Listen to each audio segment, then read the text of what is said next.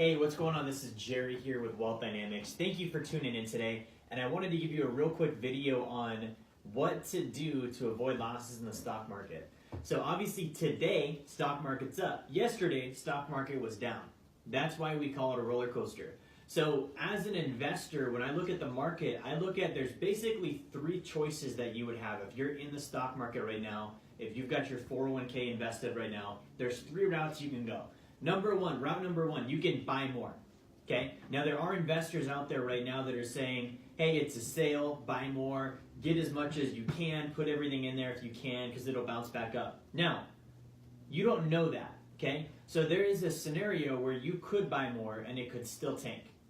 Okay, with Enron, with Citibank, like all of these companies that have either gone under or had significant crashes, there were investors that bought tons of it thinking it would go back up. Now, I don't recommend this strategy because, in my opinion, it's a get-rich-quick scheme. You're hoping that you can buy up all of the shares and then ride it back to the top. Now, unless you're Warren Buffett, this is not a great strategy. And the reason I mentioned that is in 2008 when the market crashed, Warren Buffett did do that, where he went and he bought billions of dollars of different companies, rode it to the little peak on the upside like several days after the crash happened, made his profits and got out. But unless you can afford to lose the money you're putting into it, I don't recommend this strategy. Okay? Strategy number two, sit and wait. Hope it's going to go back up. Now, this one actually I think is hilarious because I used to be a retail financial advisor. I would sell stocks, bonds, mutual funds, IRAs, etc. And this is what we would always tell people. Oh, the market's always gone up. It's going to go up. It's going to be fine. Just wait it out. You'll make your money back. You know, the market's a time game. So as long as you stay in, you always make your money back. Just don't sell. Okay? Now, this one's funny to me because the number one rule that I had to follow as a financial advisor was making sure my clients understood that past performance didn't indicate future results. Okay? So tell me what this is then. If I'm saying the market always has gone up, therefore just wait. What am I doing right there? I'm actually relying on past performance. I'm breaking the rule. I'm telling you, just it's always done this, just wait. It's going to come back. It always has, it always will. So I think that that's a bad idea for one of two reasons. A, it's not a true statement. You can't predict the future by looking at what the market's always done. B, the other things that have always gone up are taxes and inflation. Okay? So unless you're gauging your market performance after taxes and after inflation, you can't justifiably say the market's always gone up because you're not looking at those two factors. Okay? Now the third thing you could do is you could sell.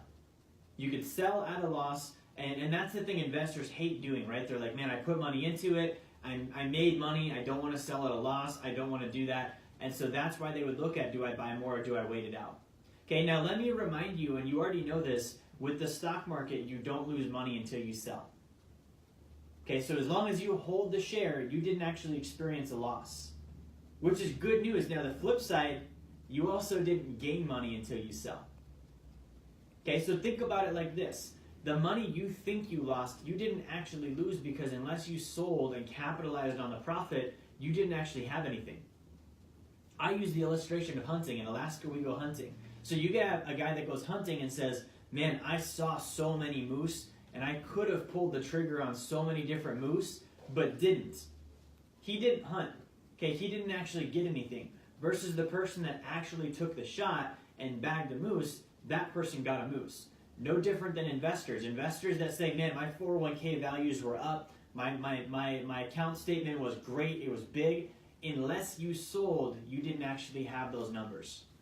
You didn't make anything. Even though the account looked good, you didn't actually make anything. Okay, now if you sold, then you actually got something.